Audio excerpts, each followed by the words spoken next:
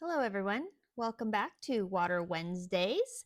I was getting ready to put together a few demos, and I got to realizing that there's a few things that we didn't really cover last week in our basic overview that I think are kind of important as we get ready to move forward with some demonstrations. So I think we just need to cover a few of those things first and foremost this week. The first one is pH. We touched on it slightly at the little bit of last week about pH, but a lot of people maybe don't remember fifth grade science and what the pH scale is. So that basically measures acidity from a scale of 0 to 14, 7 being neutral. So the lower the number on the pH scale, the more acidic something is, and the more positive, the more alkaline or basic that it is. So again, 7 being neutral, right dead center in the middle of that. So a lot of the things that we eat or drink are actually very acidic. So for a little reference, battery acid is a pH of 0. That's as low as it goes. That's super acidic, super bad. You would never want to eat or drink battery acid. The one interesting thing, at least to me, I didn't know prior to kind of diving into some of this, is that a lot of our cleaning solutions, including bleach and ammonia, are very alkaline or very basic. And I know when I think of like bleach or ammonia, I think of something that's very abrasive, right? It has a good deep cleaning power. And so my mind has just always kind of, I guess, assumed that that was acidic in nature, but it's really not. And that will come into a discussion and a demonstration that we have coming up in future weeks. And that's something I'll touch back on just as a reminder that the cleaning solutions are very basic or alkaline in nature. So we'll come back to that. So our body is very much a creature of habit. It likes to be in balance. It doesn't like to get out of balance either direction. And so our body seeks for that right around that number 7, that neutral number. And in scientific words or in our body words, that's called homeostasis. Our body's always striving to achieve homeostasis or balance. When we fall out of balance, that can lead to disease and disease processes. Well, we just saw in a previous slide that a lot of the things that we are exposed to and that we not only are exposed to, but put inside of our bodies, right? Those food and drinks that we put inside of our body are very acidic in nature. And, we've heard over the years, you are what you eat. Well, very much the things that we introduce into our body works overtime to try to compensate for that and stay out of that acidic end of things and bring itself back to that neutral state of homeostasis. And a really key thing, I just want to plant this in your mind right now because it's so prevalent in our society, is cancer. And cancer actually thrives in an acidic environment, and it cannot thrive and grow in an alkaline environment. So that's something, again, to kind of keep in mind. And we'll touch on that also in future weeks as we go through some other information and some other demonstrations. So with that, just kind of taking a look at some of this is just drinks because of course it's Water Wednesdays, and so we're focusing on our beverages and specifically our waters. And so you can kind of see on this scale that, well, it's known as clean water would be a pH of 7. That's our neutral. Very few waters actually fall at that rate. Most, and we will be doing in one of our demonstration a testing of some of the most common bottled waters, because a lot of people drink bottled water, whether for convenience or maybe their home water just isn't that amazing.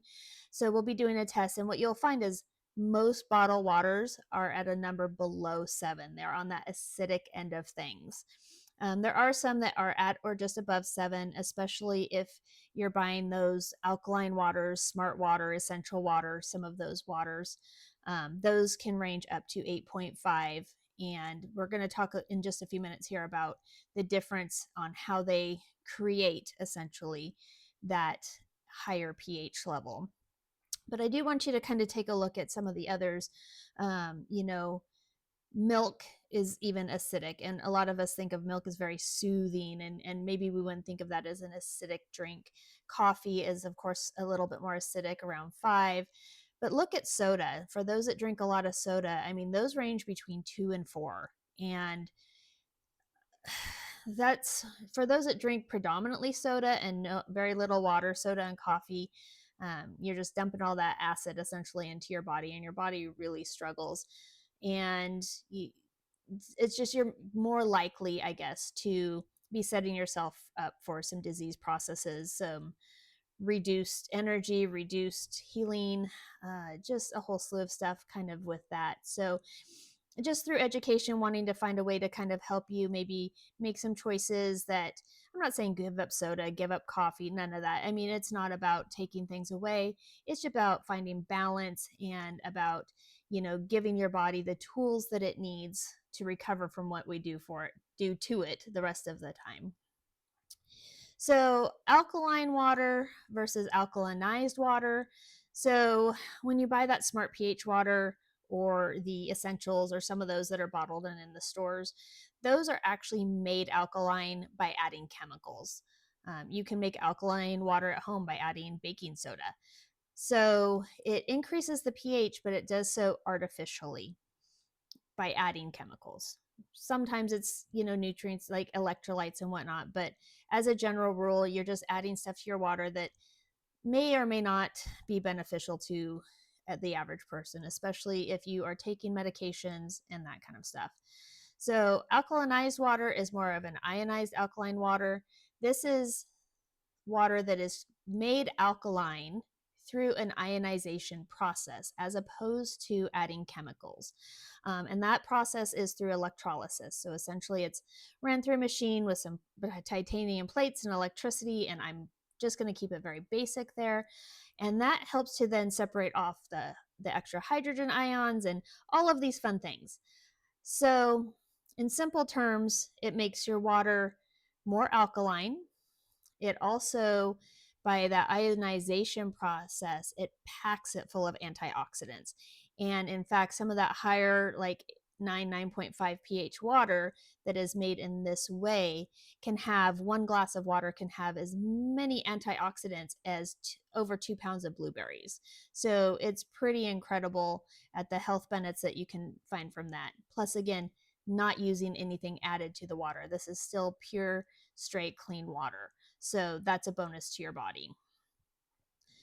So when we take a look at that, and we just want to look at, like, why does it even matter? Like, besides obviously combating all the acidic stuff that we put in our body and trying to help our body, give it the tools to help get to that place of homeostasis and that level of balance that our body seeks.